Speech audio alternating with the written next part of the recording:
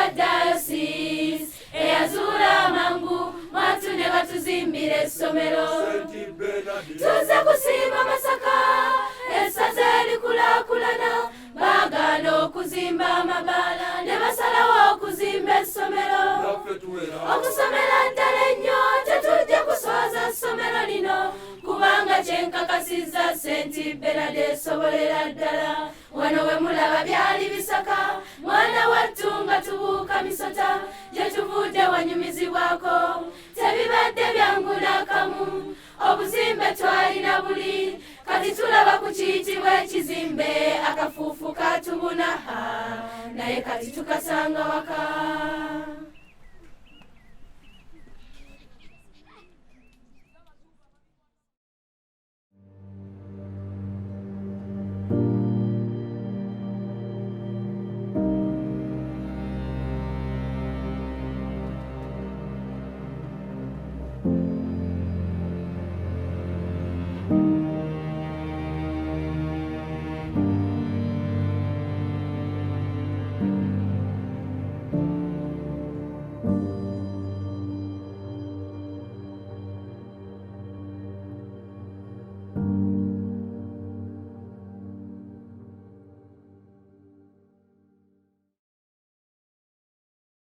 Father Peter Foley reached out. Dad had a good relationship with him and had been working on a few things with Peter. He made the call one time and said, we've got this health centre over in southern Uganda and we need some money for it. So, you know, would you mind throwing in some money? So no trouble at all. We wrote a cheque and that was fine. And I was really interested in hearing a little bit more about what it was all about. And it so happened that they needed a bit more money as well. So I said, yeah, look, I'm happy to actually put in a bit more money, but I'm actually really keen to go over and have a look. So that's how it all started basically from there. So I rang up a best mate of mine and said, Stuart Higgins, who's in the foundation now. And I said, come on, I'm going to Uganda, I'd love you to come. We jumped to the back of the ute that was squeezed into the back and went on an 8-hour drive through southern Uganda and all the back roads and dirt roads and landed in Manya.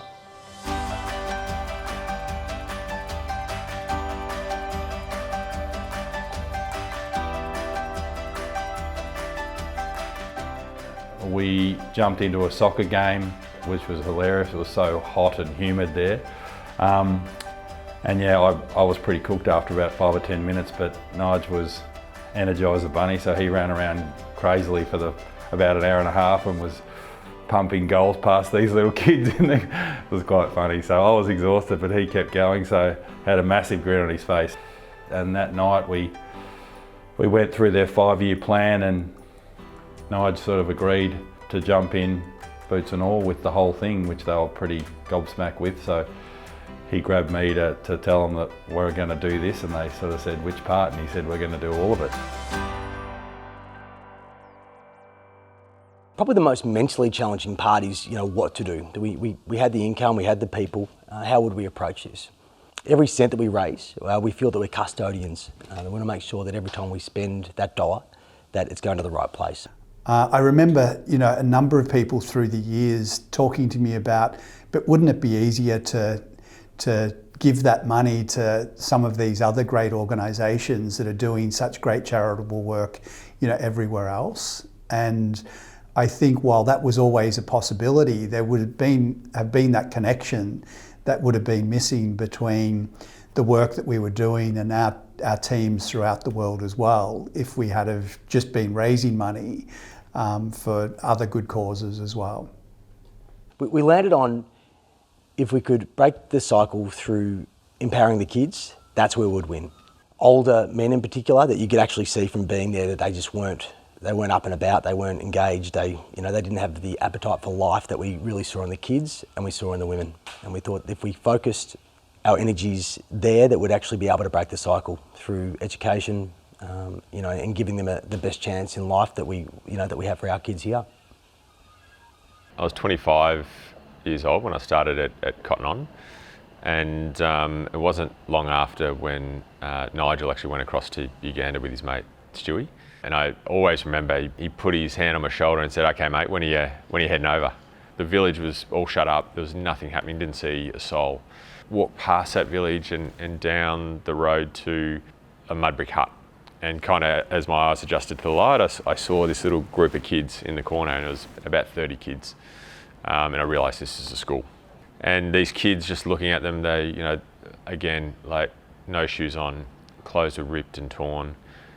You know, there was rain coming in through the tin roof with holes in it, and the ground was already starting to turn to mud. It was just a dirt ground. So this is this was the circumstance for these kids and education. But it didn't feel right just writing a cheque and then having to come back the year after, you know, and write another cheque. It was we were really trying to find something that was sustainable, ongoing, and lasting. One of the greatest benefits is that, in part, that we didn't know what we were doing. So we had to work it out for ourselves. So it wasn't as if we were experts in building foundations. We had to go and navigate it ourselves and learn. And so we did it our way. Having the ability to be able to be a merchant and trade, that was where we went to. We thought, look, what can we make here to be able to make sure there's this ongoing annuity every year, that we have this income, which would make the whole thing, anything we put our mind to, was sustainable. I guess we started and it was actually better than we expected. And so we started raising this money and going, okay, now the next question is, what are we going to do with this? You know, we went from our 4 pillars, you know, education, healthcare, infrastructure and sustainability, to really a spotlight on education. You know, back earlier days was, let's just open up schools so we can get kids into education. And then we realised that that's not job done. We've got to make sure that the journey is absolute quality. So these kids have an incredible environment. So we chose education because, look, we take education for granted, and we have great education systems. In Uganda, they don't, and lots of kids can't afford to go to school. They have to support their families. If the kids are growing up without education, they're going to end up back where their parents were. They're going to end up in low-paid jobs, if any. So education, we felt, was the only way we could break that cycle.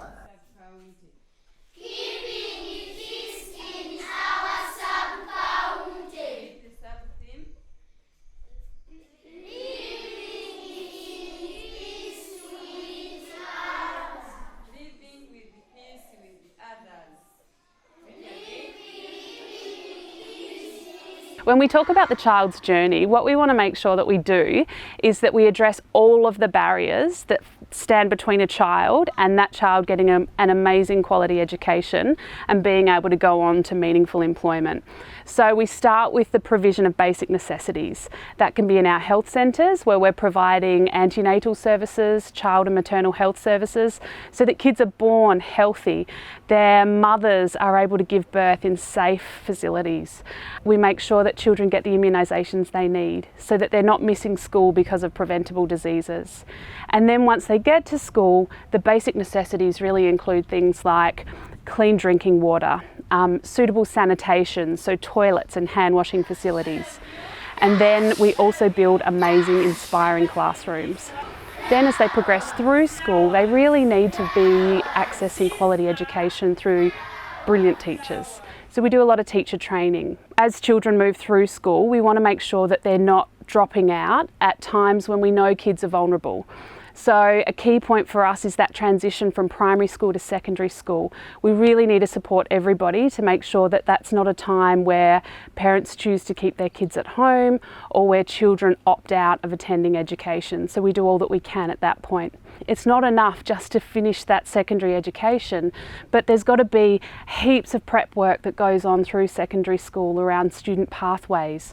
We explore career counselling, we explore the personal strengths of every individual, so that as a student is graduating, they've already started to think about what they want to be when they grow up, and not only what they want to be, but what they might be suited to and how they need to get there.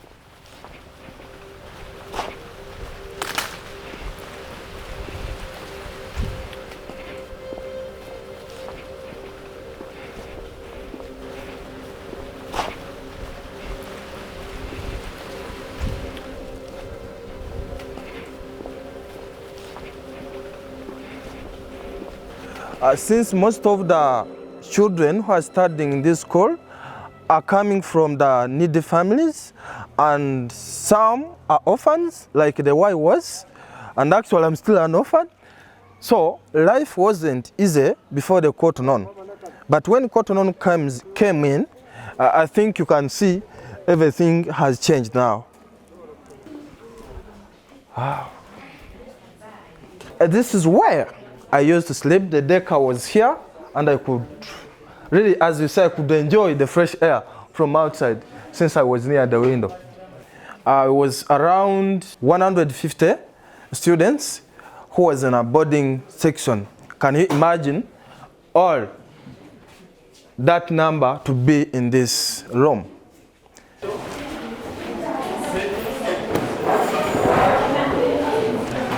This is where I used to sit.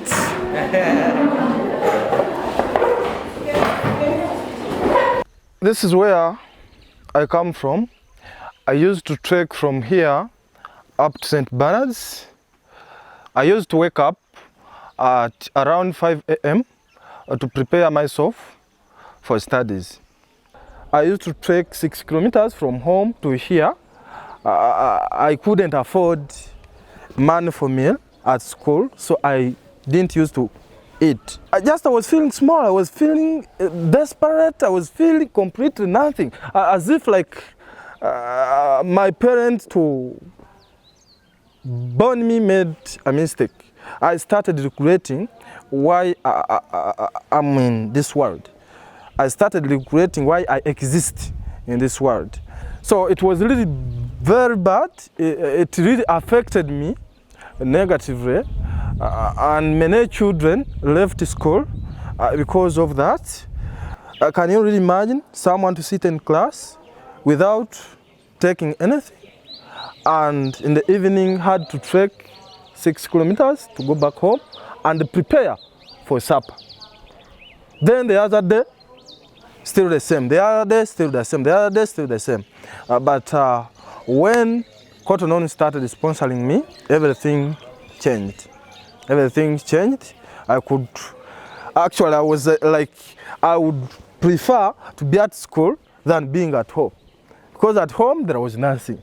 But when I could come to school, I could eat. From morning, I could go and get porridge. Lunch, I could get lunch. Supper, everything. Water, it is just flowing around the compound. I could get it in print. Everything. Actually, I was saved. I was saved from the burden of home. Most of the people around in this area, majority are affected with HIV, including children and vulnerable children. As you see, the Cotton On Foundation constructed the HIV Counseling Center where they could go, and those who are affected and those who are not go and get being counseled by the counselors who is in charge.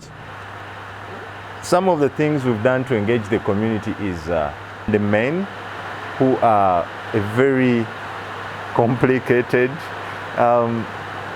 they are very complicated to get to because they don't come to hospitals unless they are really sick. Sometimes they really don't have enough time. They say they are looking for money. Even when the children or wives are sick, they send the money. They don't come, so they have very limited opportunities to interact with us about health education. But they love football.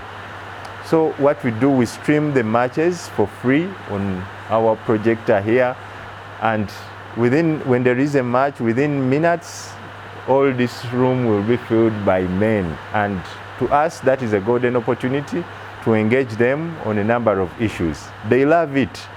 They really want to pass on the information they know to others. So we engage those people who already know something about HIV, about violence at home. In the end, we believe that learning is taking place.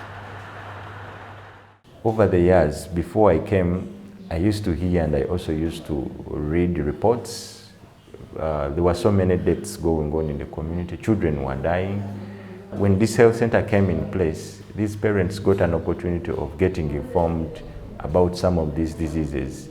When they get problems, they wouldn't get helped so fast because it would require them to travel long distances to hospitals or other facilities to get treated. And then also the facilities around would not be effective or efficient simply because there would be a lot of crowding So many mothers used to die in the community due to blood issues, but now this facility, we are able to talk to the families that this mother, much as she has delivered a baby, she will need a blood transfusion. We have the means of transporting her to the transfusing unit, and hopefully in the future we shall also be having a transfusing unit.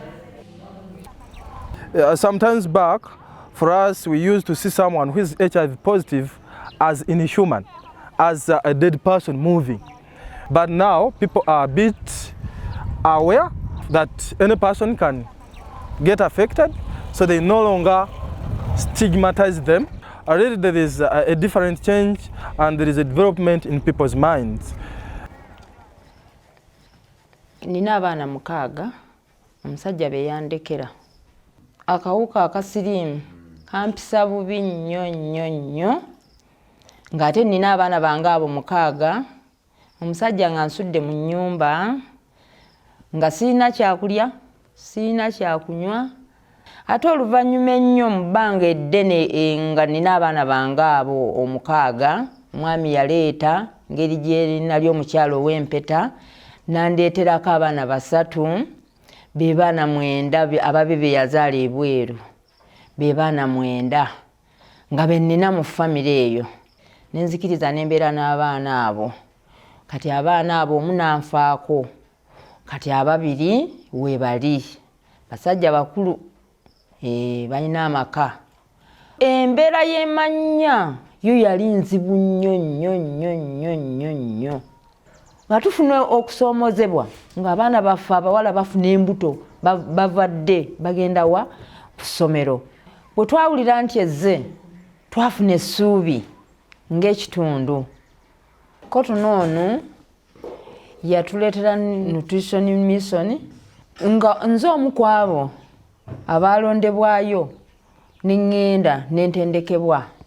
Kati bwe yatutendeka naffe tutendeka abalala abantu baffe mu kitundu basobole okubeera n'obulamu obweyagala nga balina emmere ebamala mu famire zaabwe ewaka, nga balina enva endiirwa. Tubayigiriza okukola obunimiro ewaka, ne tusomesaayo n'engeri, ne tusomesa obuyonjo omuntu bw'asobola okubeeramu ewaka. Ne tusomesa ekirala omulwadde w'akawuka engeri gy'ateekeddwa okulya n'engeri gy'ateekeddwa okumiramu obulungi empeke ey'eddagala, engeri gy'ateekeddwa okulya ku nva endiirwa, n'amira empeke y'obulamu bwe ne bweyagala ng'alidde ku nva endiirwa, obulamu bwe n'asobola okubeera obulungi.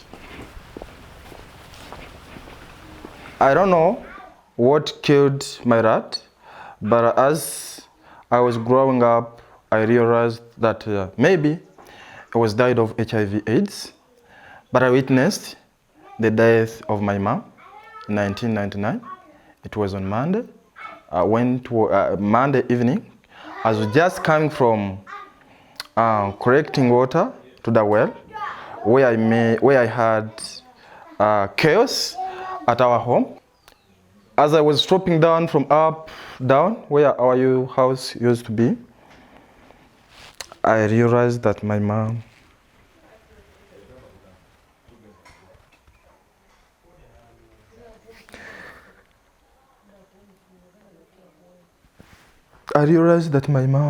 had passed on. That's when I realized that maybe I have started a journey of my suffering, because he was always there for us. He suffered a lot for us to survive.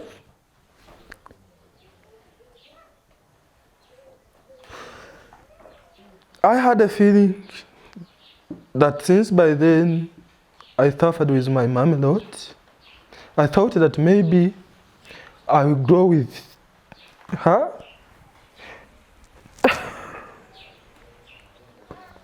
I used to take her for hospital, trying to save her life, but all was in vain. So when I heard that my mom has passed on, I went to her. I was like, "Mom,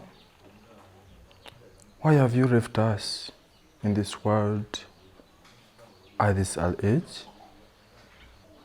Every person in the community, they discriminate us. Wherever you go, for you already infected with HIV, we can't associate with you. Yet it wasn't true. I always feel bad to see someone losing a beloved one on a tender age. And whenever I think about it, my heart falls apart.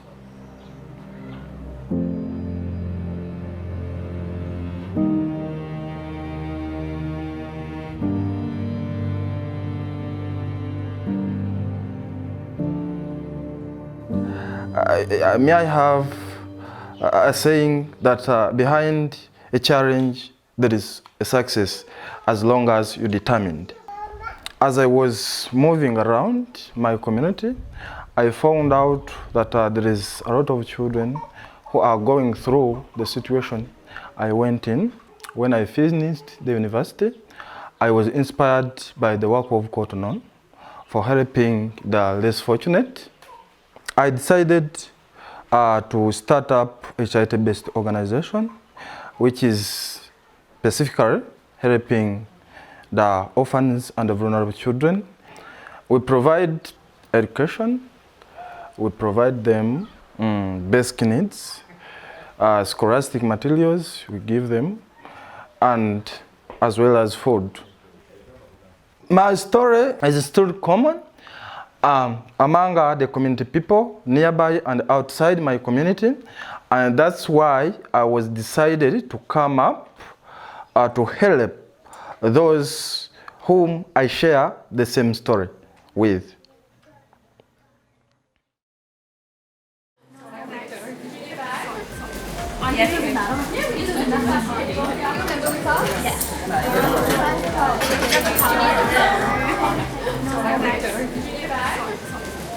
Our model, from a starting point, needs to start with amazing product. So we have to have great product that's at the right price, that's produced in the right way, ethically, and that delivers something that the customer wants. So that's the first part. It's amazing product. The secret to our success is actually collaborating back with our Cotton On Group brands and making sure that every product that we design for Cotton On Foundation complements the product that's in store at the time. So we pick colours that are on trend, we pick patterns that are seasonal, and we make sure that every single product we produce, we love it, because if we love it, our customers and our team members will love it as well. We have our tote bags, Cotton On Foundation water bottles. We have our Everyday Essentials program, which includes mints, hair ties and tissues.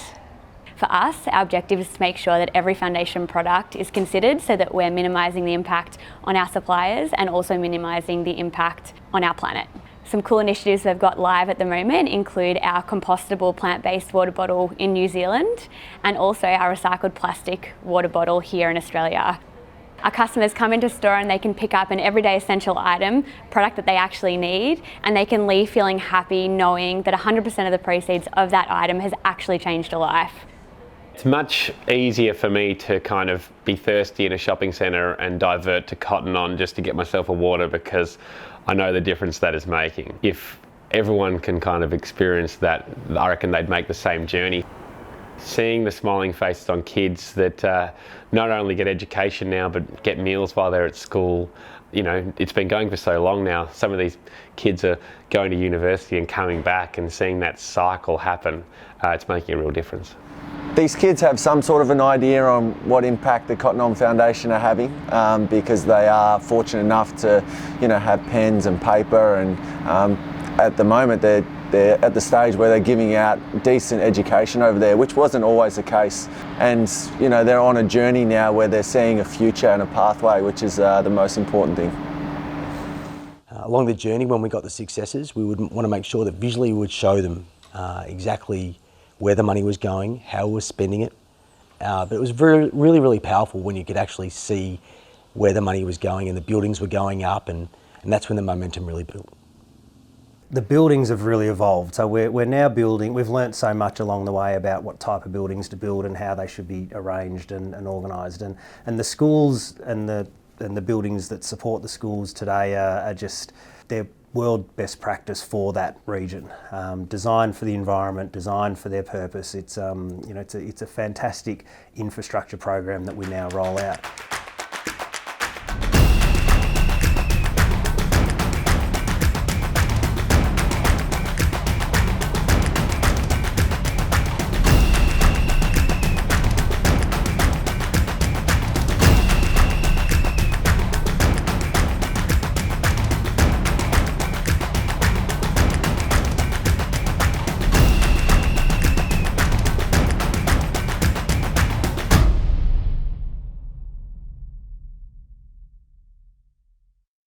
Typically, a teacher would actually go and live somewhere in the village, and the accommodation there is a mud hut if they're lucky to get it, and sometimes they have to travel really far to come back to school each day. So a priority for us in terms of our infrastructure model was to make teachers' accommodation something that was not only on the school grounds, but just amazing in terms of the way it was designed, the way it looks, the way it's easy to be maintained. Because this is the one thing we knew. We discovered it, as time went on, that it's not just the teacher who lives here. The teacher will live here with their entire family. So having enough space to make them comfortable and to get the best teachers in Uganda to really want to come and teach at our schools. We have a guy, Philly, he's one of our team members in Masaka, who comes out to these schools across every week. He'll come here and he'll pump water from this big tank up to 2, 3, 4 other tanks up in the top side on a high side of the school block. From that high point, we'll actually create gravity feed for that water to come down to certain outlets. The dry season, which here in Uganda can last for 3 to 4 months, is the biggest challenge, and that's why such a big water resource like this, and with Philly's interaction with the school, they'll manage that water well, and it'll actually get them through to that next wet season. Toilets, they're linked into a biodigester system. The waste travels down these channels, we fill it with some water. Inside, it heats up, all the gas starts to sit on the top, and it starts pushing all the material, the treated material, out the back, which you can use on your school garden. And we use that gas to cook the meals each day for the students, and it saves heaps of firewood, a massive cost-saving exercise for the school. You've got to, as a kid coming to a school in this area, in this community, to come to a school that looks like this is something to be really proud about. You brag about the fact that you come to this school when you're in this community. Our numbers really go through the roof. You might start at 260, 270 kids, and by the time we actually open, you could be in excess of 500. For us, we're really proud of it. We're really proud of where this design's led to, and we know that this school is going to be standing in 50, 60, 70 years from now. There's a lot of thought going into how each dollar is being spent. The idea of using local tradespeople so it's still stimulating the economy.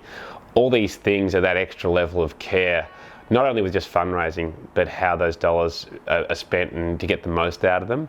But there's nothing more exciting than just seeing kids in there happy to be in school and an opportunity for them. I guess what's really inspiring to see when we talk to our team is that they talk about this all the time. They talk about Foundation Fridays. So I think it's really important to mobilise our team. There's 20,000 of them. They represent the cross segment of the population, and to see them really committed to making this work. We battled with this for a number of years, and we tried all sorts of different techniques and things, and the thing that solved it was to engage our team. So I feel like it's really important for the team to understand where it actually goes towards and making a change. So when you're actually saying it to your customers, you're driving what you're actually saying because you have knowledge behind it. A lot of people ask about it, so they'll say, these like the kids that the charity goes towards. And you say, it contributes to their education, their food, all their school books, all their pencils. It's keeping them together, it's giving them an education, keeping their community educated, and you sort of just explain the change it is making in their lives. So I'm quite passionate about what Foundation does is because I'm actually studying nursing, and I think it's really important for other people to have the same access to healthcare and education and things like that. It's also good to educate people on the foundations. So, as we sell our water bottles, we let them know that, that contributes to 7 bricks or like the school books, that kind of thing for all the kids that really need the education. They're going through that cycle, so they're going through school, and then they're going through high school, then they're going to university, then they're coming back, and then they're making a change. So it's a cycle. You know, I don't really feel it's what we're doing as the Cotton On group, but the Cotton On community, where every time any of our customers, and they do every single day, every minute of every day, they're buying a foundation product, it's making a difference, and they feel good that they can trust us to make sure that we spend that wisely.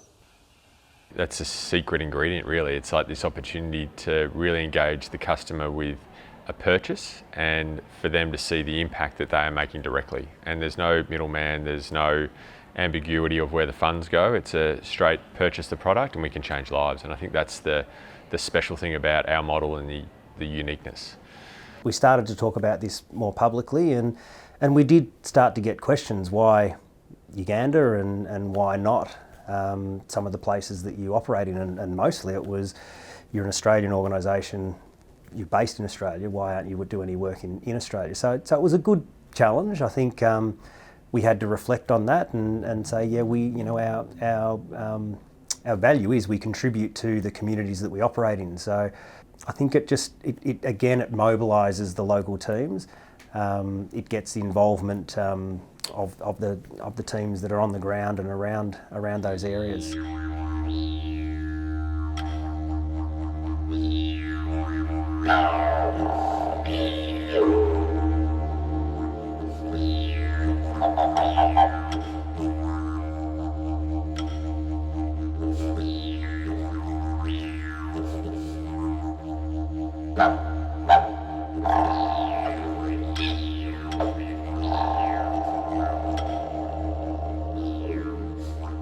We call it the Yolmo, or the people or the persons of the indigenous peoples of Northeast Arnhem Land, and they are mostly the Yolmo speakers, and we're the indigenous peoples of Australia. Where the town is now, it was just bush. It's changed a lot over the years. Buildings being put up, woolies, pubs. God knows what's coming next. I was one of the children who literally saw the town built around me. When the mining came, our elders fought for this land and took the case, actually went to the court, the high courts, and we lost because they didn't see that we owned the land, and the mining kept going. And because of that, the old people said, okay, we are going back to our own homelands to protect it, and that the school should learn in our own language.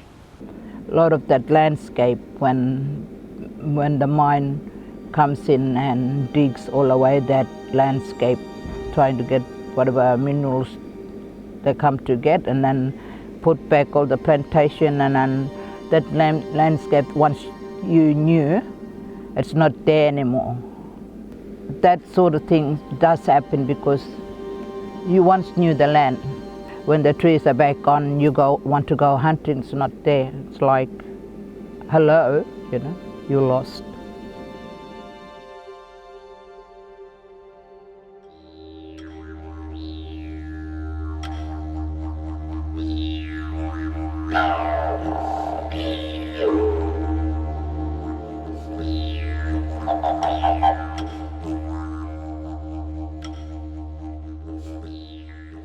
Yirrkala is this beautiful community up in Arnhem Land. We partnered with what we felt like was a really strong piece of the community, the Art Centre, and aside from art, we wanted to focus on music, which, that whole area is incredible.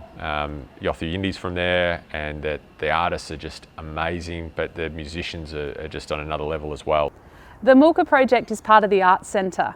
It's a space where people of all ages can come in and access footage on computers that's been collected from all different parts of Australia, dating back all the way to the 1920s and 30s. And these records really help young people learn through seeing the video and hearing the sound. They learn about their culture, their ancestors, and they're able to see what life was like in the past. They also learn stories that are passed through the generations in the form of songlines at these ceremonies. And it's all accessible here in the Malka project. This is still something that we're capturing today, so we're documenting important ceremonies to pass on to future generations through Malka. It's really important for the young ones that growing up to learn the knowledge of the country and knowledge of the sea from their grandfathers, watching through the videos and listening the audios like the songlines, how the songlines travel from places to places. What we do in Yirrkala might look different to what we do elsewhere, and the way that we work might be slightly different, but it's really important that we take the lead of the community, and we have responded to what the community need and what the community are asking for. So our partnerships look different here in Yirrkala. We take more of a back seat. We do not fund massive infrastructure projects, but we're all about enhancing the existing programs that needed extra support, that needed to be enabled to grow and to expand. So that's been our focus. The Malka has an important part in holding the stuff that they do now, recording and putting away songs and videos. So the child or the person start learning just by watching the videos or listening to the song lines. They start to adapt or learn.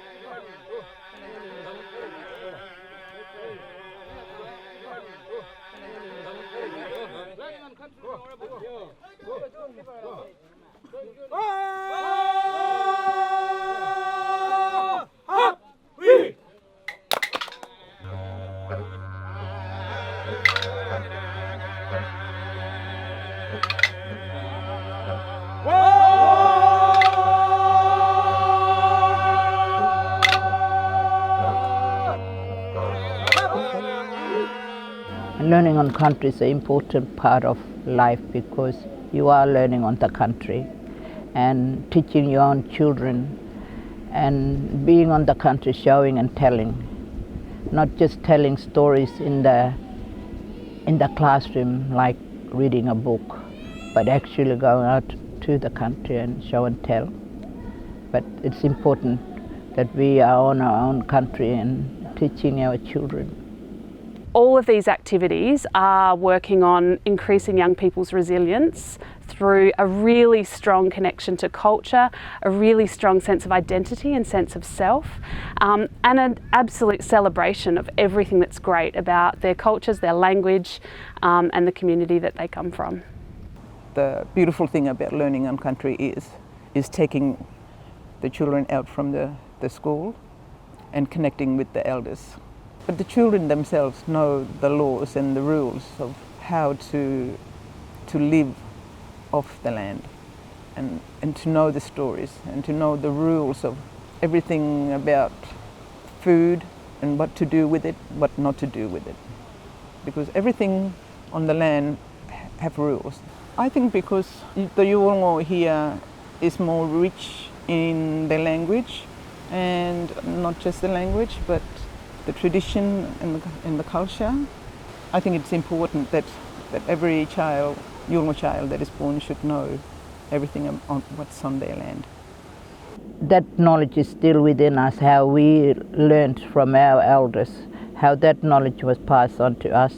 So we here now, we are trying to pass that knowledge to our future generation, to young ones, so they take that on to teach their children and their children to come in the future. The barriers for every child in each of the regions that we operate are different. There's different environmental factors, and that's kind of an obvious thing. Shift to Thailand and there's a different set of barriers that these kids face. You know, there's a long history of conflict across the border in Myanmar, and that's essentially where these kids come from. To make things more complicated, these kids that come across the border or have established themselves in Thailand and that are Burmese don't have access to Thai schools, so they don't get all of the amazing things that these Thai kids get that are you know, quite possibly their next door neighbour.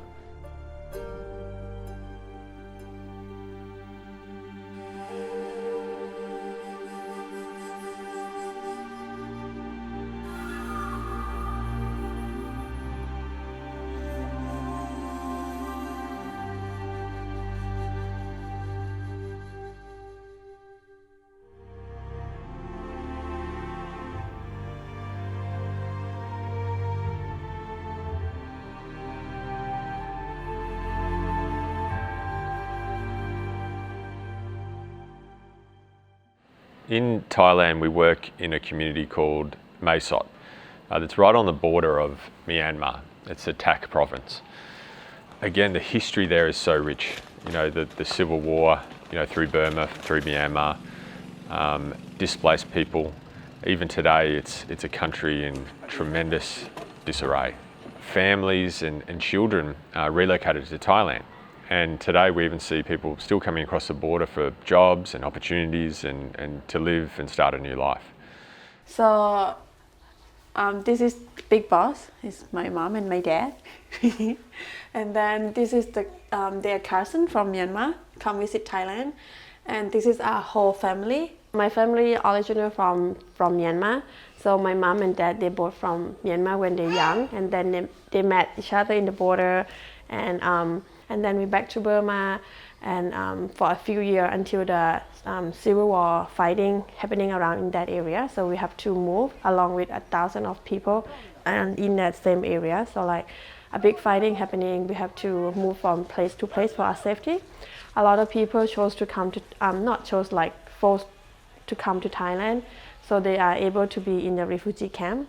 And then for my father, he made a different choice to go to the Thai Korean village, which is close by, which is, he saw the opportunity of us to get education there. Villages had been invaded by the Burmese soldiers, so they cannot live in their kind of village anymore.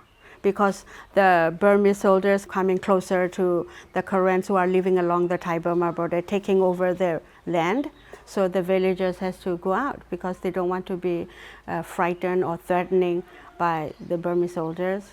Between the Burma and Korean groups, well, the Korean wants their own land to govern themselves and then own their own people, things like that, rather than being under Burmese government ruling system. The Korean people who are living in Thailand are the refugees. The refugees are kind of living in a place where Thailand governments are kind of provided to them. So there is no freedom, but still, if you compare to people who are living along the border from Burma, then it's better. But the thing is, they have to live in other countries. So you see Myanmar there. In the past, the government required the ID for them to be able to be passed on the bridge, and then a lot of them don't have the document, so they're crossing by boat instead. And then it's become more like flexible and then easier for crossing on this way for looking for a job.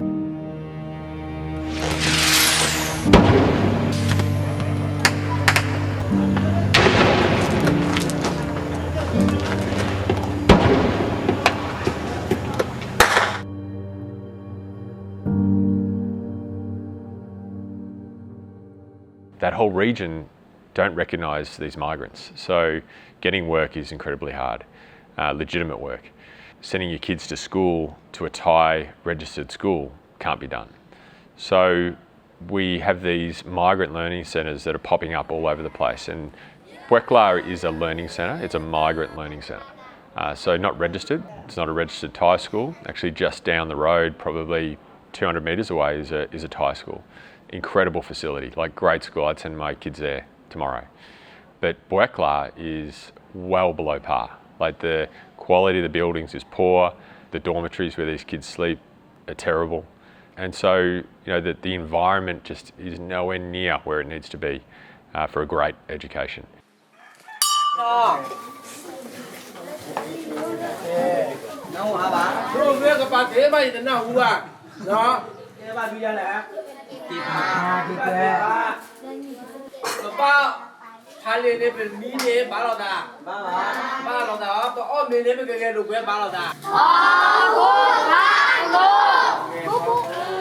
When I started working with Wekla in November 2017, when I first came here, classroom is dark, teacher is like less motivation for teaching. They do teaching, they finish their job, but it's not really focused on the outcome of the student. The school starts already, the teachers will be late, you know, like 30 minutes late, even though it's only 1 hour per period, you know. So you might not finish your curriculum, you might not finish your kind of teaching.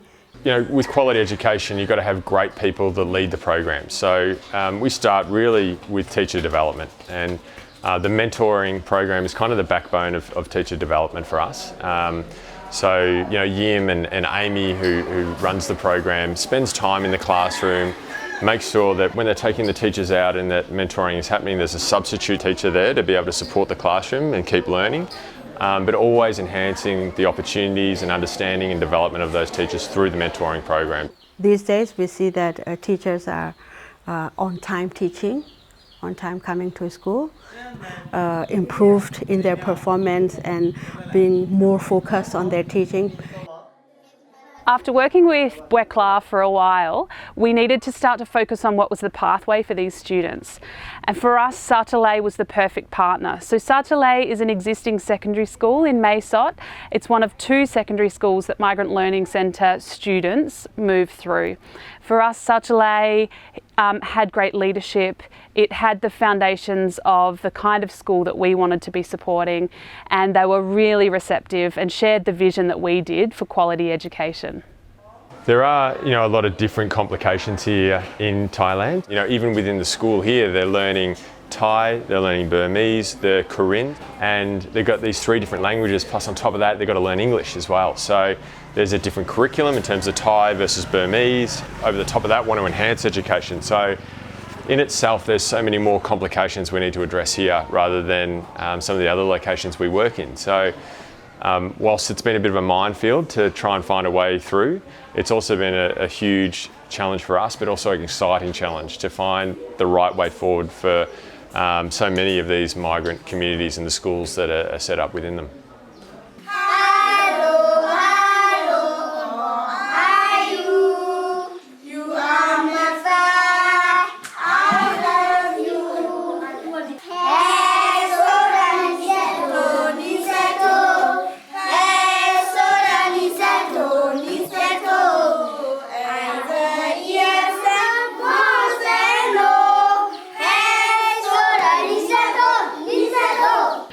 The changing that I have been seeing since Cotton On started working in Wekla is the happiness of the student.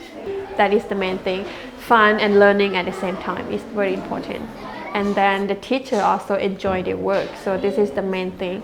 And then the improve of the teaching materials, student resources.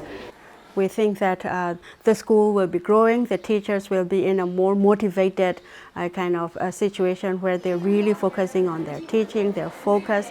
The students will also get a quality education, higher future, kind of safe life. We can see the change in very short time because teachers feel supported at the same time with the support from Cotton On Foundation about the income generation and also the salary to cover that. The teacher feels secure and then secure for their job, and then when they feel secure enough, then they start like investing more in their teaching. We see that there are lots of opportunity and chances for Cotton On to kind of expand their activities and kind of growing in, for example, in education part as well, and also in well-being part as well, and also within even working with the government, can provide lots of seats and opportunities for the migrant people who are kind of living along the Thai-Burma border over here. Oh, I'm just super excited about the future. You know, like this is early stages, first couple of years where we've gathered all the information, we've probably expected things to go a little bit quicker, but you can really feel we're about to, the snowball effect's about to happen. Speaking from experience, we felt that in Uganda years ago, and you can start to feel that here, you know, even in such a short time. So that's the most exciting thing. Are you pretty passionate about what you do here? Yeah, otherwise I'm leaving. Yeah, because by talking to the teachers, seeing the kids growing, better performance of the teachers, you just get, you know, you just can't leave them. You just want to be with them, making them growing, improving, getting opportunity like others are having, being recognized by the government. Oh, that's what we want to see. The future, it's kind of defined for us. We know there's over 8,000 migrant children that don't have access to great quality education. So that in itself is kind of a mission. You know, we're going to be here to not only develop these first couple of schools and learn and work from those first couple of projects, but there is an aim, there is a focus there for the future, and we know that there's more children that need our help. There's over 70 migrant communities that have schools or some sort of schooling system implemented, and so already there's a need that we need to address, and this is the start of it. But again, you know, if we can get it right here, we can get it right in other communities. So, you know, that's the future for us, and we're working through how we actually define that now. So first things first, great quality, let's start off, let's prove it, and then work towards the future. Because we've done a very great job in supporting Buegla, but again, in this region, they have 70 learning centers that operate the same, similar with Buegla, but very less support. And then kids still struggle today, teachers still struggle today. So hopefully we can help them more and they're supporting so that we can helping another 8,000 children to receive the same thing what Buegla have been received today.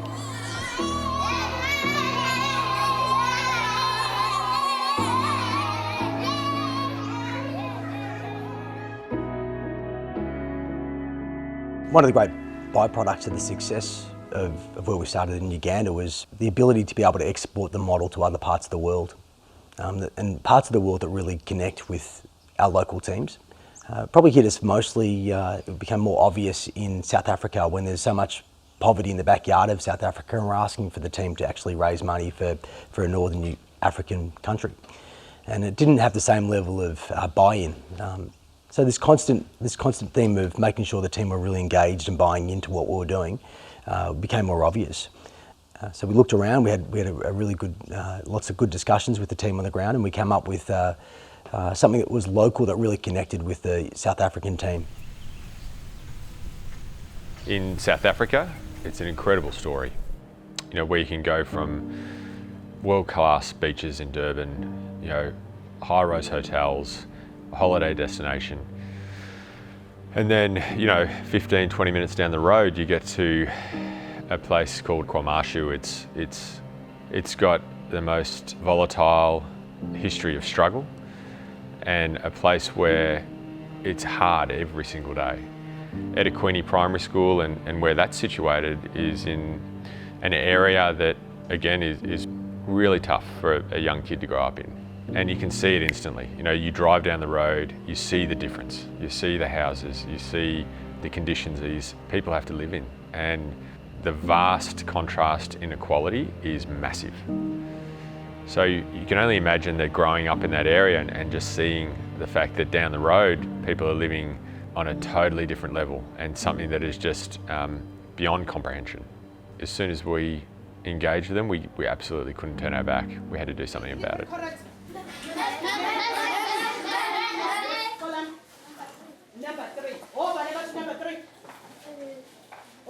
Number 2.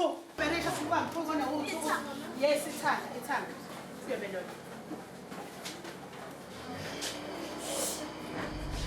Because of apartheid, the way it was like structured, black people were zoned. Like how the A section was built, it was for men who came in Durban to work. So just about there, as you can see at the top, you can see the top of the shacks that are built within the A section. So basically, This whole area here is the A section, where most of our learners are coming from. And then this area from here is B section, what we call B section. And most also of our learners, they come from this environment. It's a school like I was saying, it's playing a very important role also in terms of maintaining the relationship within the A section and the B section. Situation has been tense since the political violence that we had. There was one time when there were people who were negotiating between A and B section. Then we had some people who came from B section to A section to negotiate peace. They were driving in. All of them were killed, like in a short range. All 5 of them, one survived. I connect very well with the children that come from the school because I'm familiar with the environment that the kids are coming from. Before 1994, there was political intolerance in the area. It was very much important in which political party to belong to. The school nearly closed even in 1994. There will be shootings, guns and stuff like that. It used to affect the communities. Gunshots, gun sounds, how can I put this, has become normal.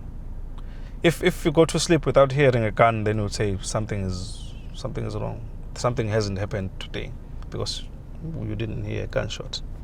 So it happens each and every day. At times, I don't know if they're playing or they're what, but they do point guns at this side and then just shoot. If it hits, it hits. Then that's how my sister was hit by a bullet. They was just sitting outside where we were. And then gunshots, yeah, it happens.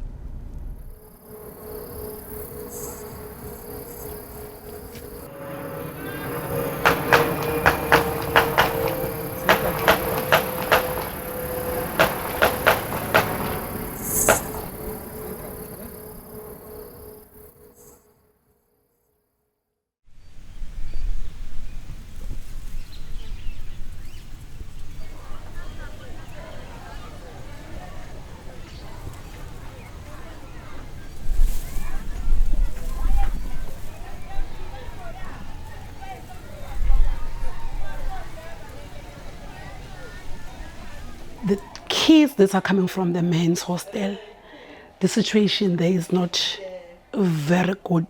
The environment there is not proper for anyone to raise his or her children because there you'll find that 4 people are sharing the kitchen, but they will have one room, separate beds, but in one room.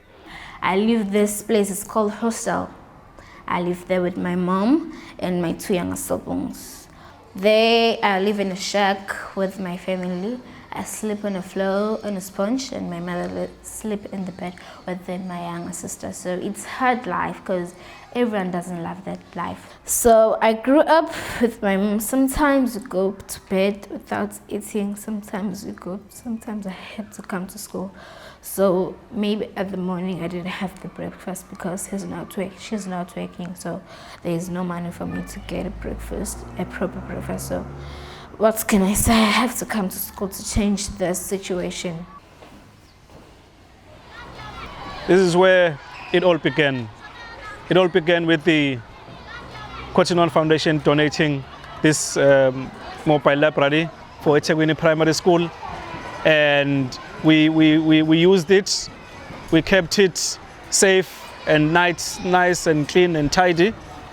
And then the conversation started. And then Cotton Foundation made a promise that we are going to build you a school. Quality education has the power to change the world. Given an opportunity, being motivated, having the people that will guide and support you, I think this world could be a different place. We have 16 classrooms, and then we have about 1,200 learners. That is why most of the times you will find 2 or 3 teachers in one class. They'll be sharing the class, and there's been a norm since the school was built.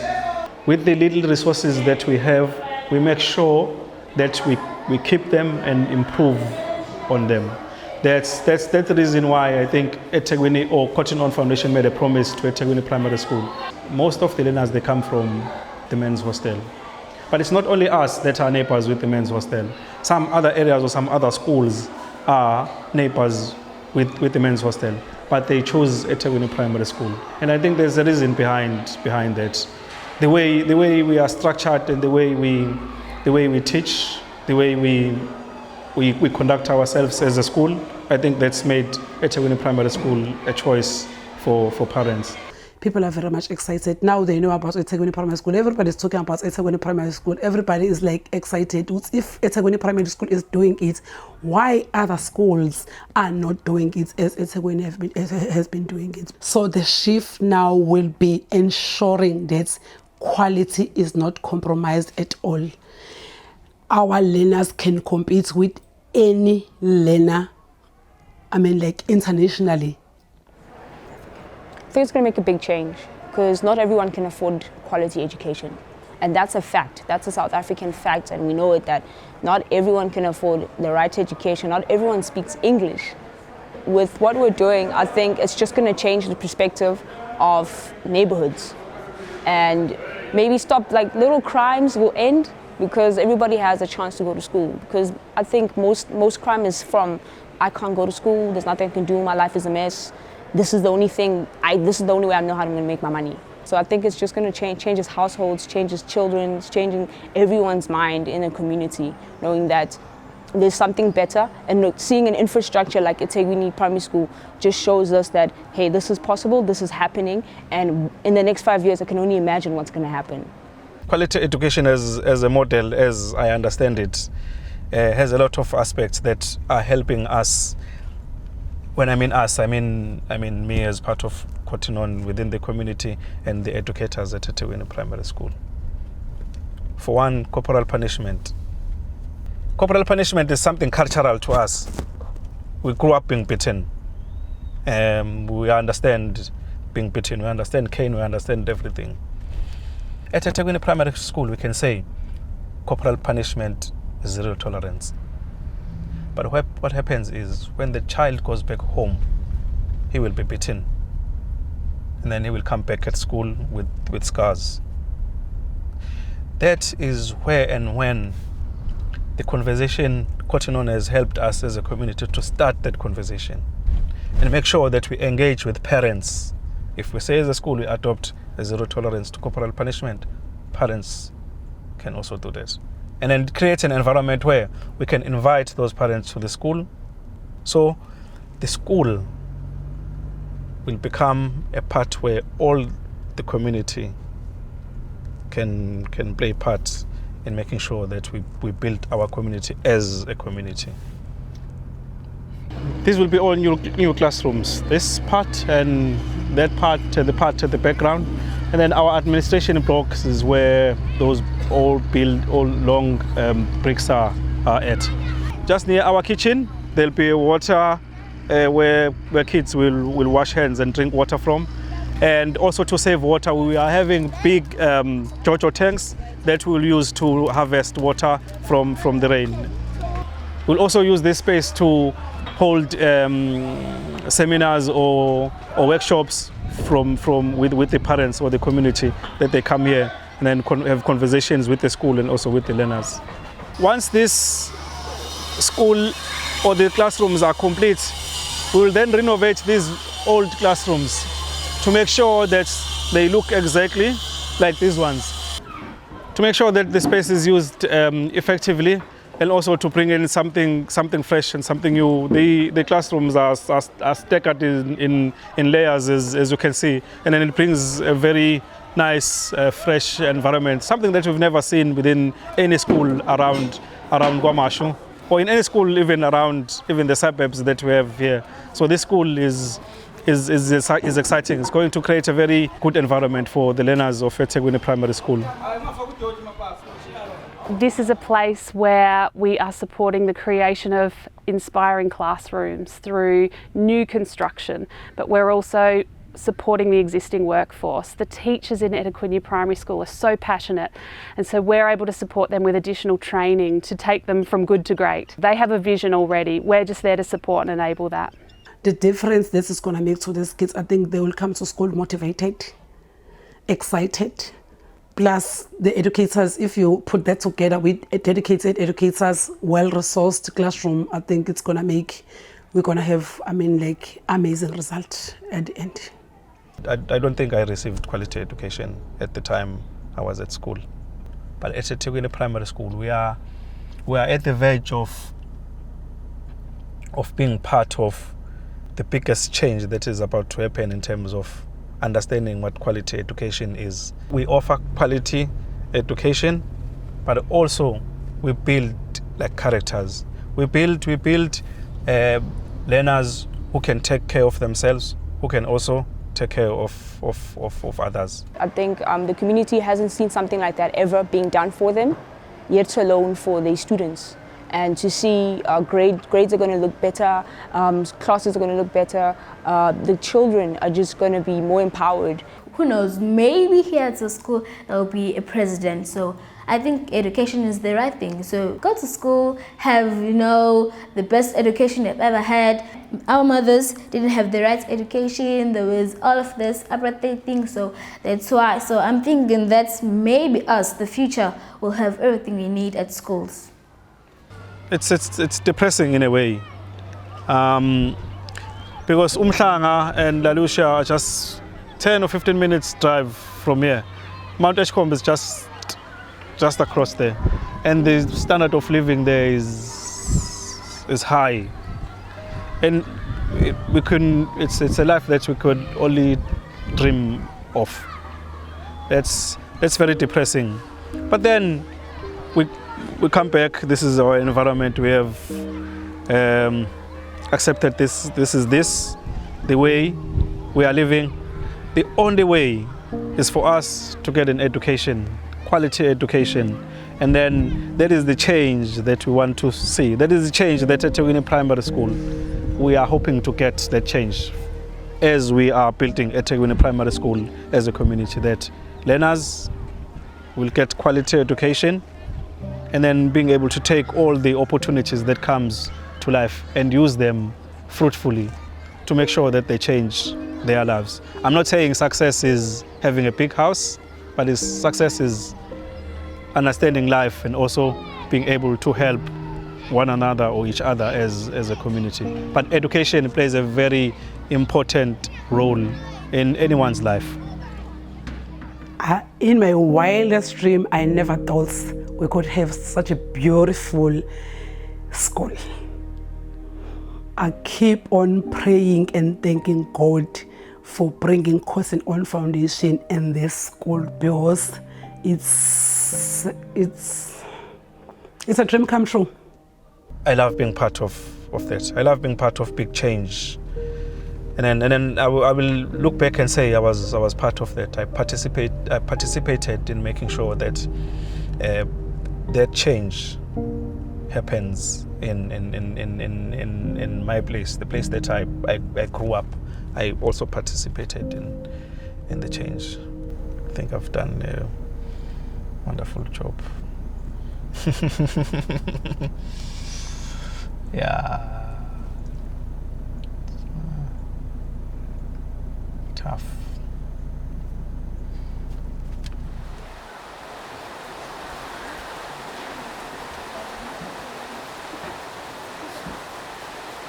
Most of us, you see here, our parents are not capable of taking us to higher levels. So now when Scotland again decides to take you to another level, you have to be happy. Because some of us might have given up. I'd say that I'm not going for university.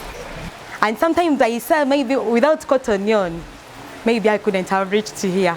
It is the truth. I say I could not be here. You know, in Uganda, the problem we don't have enough doctors. So I want to be a medical doctor to help my family, plus the friends. I think the future of Uganda is bright. As more students go to university, there will be more jobs created, and of course the livelihood of Ugandans, many Ugandans, will be improved, and of course myself, I will have a brighter future, plus my children, friends and siblings, plus my family. All our community will be good as we continue to study. We've been there 12 years now. We've seen people come through the education system, get a job, go to university, come back and contribute to the community. So we're starting to see the cycle work. I used to have bad groups. Most of my friends I used to dwell with then, some of them already died because of bad vices, and others are now drug addicts. So me, I just thank God I'm here where I am right now. After graduation, the university retained me to work in the Department of Computer Science as a technical personnel. So that is where I served for 2 years, and it's where I gained my experience, and it's where the university actually picked me to become the university web developer. So whenever I look at some of his works, and I remember those days when I was in Manya, when I gave up, those days when I gave up, I really say I'd lost track. But now I'm so proud to be doing this, moreover for this, one of the largest public universities in Uganda. So I'm proud to be handling their web services. I look at this as a great achievement for which the foundation I got Manya has enabled me to achieve all this long way to where I am. So I'm looking at future as a bright future. It's very different to selling clothes. We can't let these guys down. So we've got there's a much greater intensity around the foundation to make sure that we execute and we deliver on our promises. This is the start more than the end. It's, we've got a great foundation, we've learned a hell of a lot, we've got great momentum, and that desire and intensity to actually do a lot more is still burning. Absolutely, you can see it in the organisation. I don't think the passion has died any more than that first day. I think it's a fact that we have to do more. There is more kids today that wake up in a mud brick hut that don't have a mum or dad, and they are thinking, what am I going to do today? They might not even have a school to go to. And that's the flame inside of all of our bellies. It's like, we've got to get after this because there are more kids that need our help. I think one thing that we've done really well as a foundation and as a group has had bite-sized milestones. So we haven't set out to, achieve the impossible in our lifetime of ending world poverty, but we've tried to do it one village at a time and making sure that we've created sustainable change within those communities before we've moved on to the next project as well, while still remaining connected with those original communities. The longer it's gone on and the more the world has changed in the last 5 or 10 years around, we really do have a responsibility for each other. We're a successful business that operates in many countries. We have the opportunity to do more and to do something about the issues that the world is facing. And I think the education compared to 5 years ago even is completely different. To sit in and listen to a teacher talk to their students the way they do, to see the way the curriculum is organised, it is miles ahead of clearly what they had 12 years ago, which was very basic, but even 5 years ago when we were still in the mode of building schools and we hadn't really flicked into quality education. So it struck me that the quality of the education was as good as it was here. For it to be happening every single day, all over the globe, that we're raising incredible money and we're spending it very wisely, and you can see the kids that are going through the other end now and on their journey about becoming, great citizens and meaningful contributors. That's incredibly rewarding. It's not just about getting to work, it's about helping young people become contributing citizens in their community so they can create the change that they want to see in their world. And ultimately, that's going to break the cycle of poverty. That's one of the things you realise when you're on the ground and you're amongst the communities, is that there is so much to do. And it's like every day is just that grind to do more and contribute more and make sure that we're making that impact. And Mania is a different place today, but I can say the same for any village that we operate in. And I think on a wider scale, over the years of travelling to Uganda, it took 8 or 9 hours to get down to these villages. On the first trip, now it takes 4.5. So infrastructure has grown in Uganda. New roads, new hospitals, new schools. Yeah, going back 12 years after the first visit, and been a couple of times in between, but the last one really struck me. It was kind of moved from, I guess, blind hope, someone's here to help us, to we're going forward. I felt like that the communities were feeling like this was working, and we were creating a future for these kids, and you could see that. You could see the change.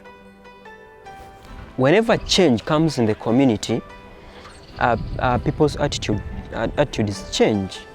So when the development came in Manya, let me say the development you have right now, people changed. One, in education.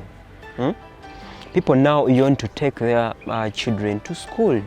Manya has a nursery school, they have a primary school, so they now see the value for education. They have seen some of us who have gone through the same community, the same schools, and we are somewhere.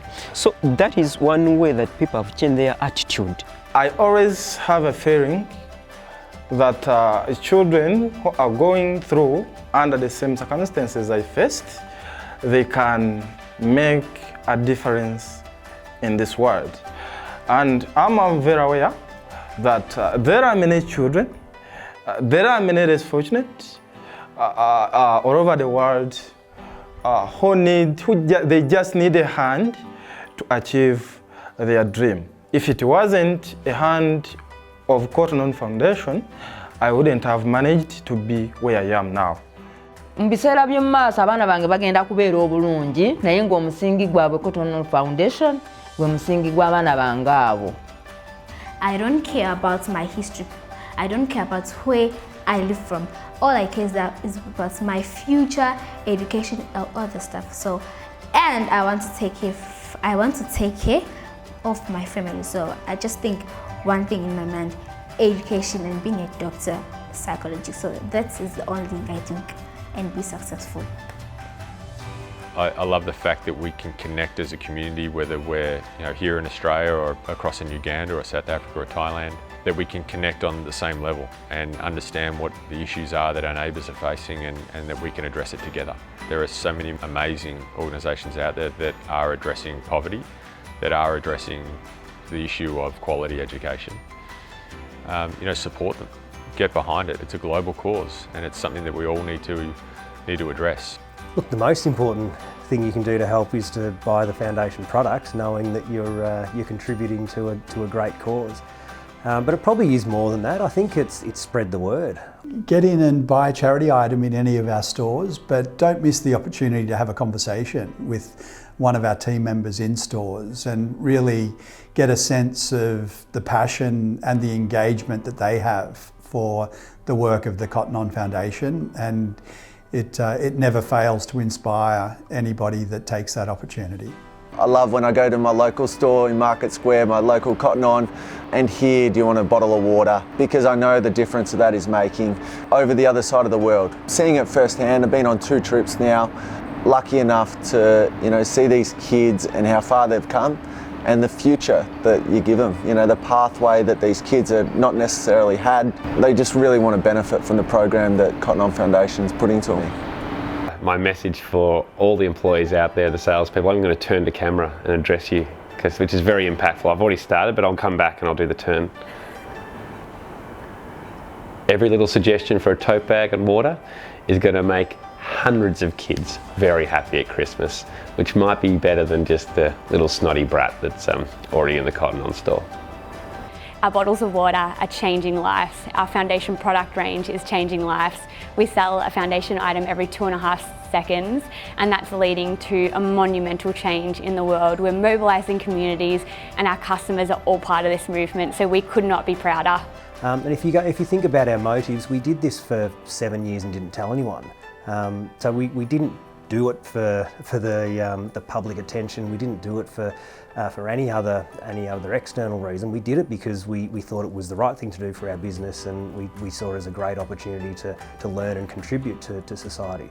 The last few years we've changed that approach and we have communicated more, and the reason behind that is because when you're there you see how big the challenge is, how big the opportunity is. There are far more kids in the world that need help that we can provide for. Our motivation to share it was, let's do something about this. It can be done. We're an example of it just takes a will and a way, and it doesn't distract you from your core business. It adds to your core business. You know, I don't see this stopping at all. This is there's so much more to be done. I don't think this is ever going to end this journey. And the people are so engaged, and both in Geelong, you know, on the ground and all around all the projects that we're working on, and the retail team. So, yeah, who knows exactly? I don't think we won't know where the journey will eventually take us, but we've got a pretty good idea that it's in a direction somewhere that way, and we're going to keep on doing our job and trying to get up every day and trying to make a difference in people's lives. And so the best way to help is just keep on buying those charity products that people see every day at a Cotton On store.